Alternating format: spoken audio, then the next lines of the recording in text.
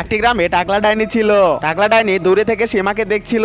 সীমা গরিব হওয়ার টাকলা ডাইনির দয়া হয় সীমার কাছে একটি কলসি বিক্রি করে। সীমা কলসিটা নিয়ে নদীতে যায় পানি ভরতে, কিন্তু পানি ভরানোর জন্য অনেক চেষ্টা করছিল, কোনোভাবেই কলসিটাতে পানি উঠতেছিল না, যার কারণে সীমা অনেক রেগে যায়। সীমা কলসিটা প্রায় ফেলেই দিচ্ছিল।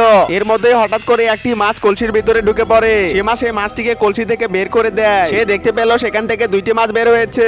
সে কলসির ভিতর ওই দুটি মাছ আবারও ঢুকে দেয়। কলসিটা ওপর করতেই সেখান থেকে আবারও 4টি মাছ বের হয়ে আসে, যেটা দেখে সীমা তো অনেক খুশি হয়ে যায়। সীমা এই জাদুই কলসিটা বাড়িতে নিয়ে আসে আর একটি সোনার চুড়ি দিয়ে উপর করে, কিন্তু সেখান থেকে আর পড়ে না। এটা দেখে সীমা তো অনেক চিন্তিত হয়ে পড়ে। সে ভাবে যে অন্য কিছু দিয়ে চেষ্টা করা যাক। তখন তার মাথায় সাথে সাথে একটা বুদ্ধি খেলে যে এর ভিতরে আমি ডিম রাখবো।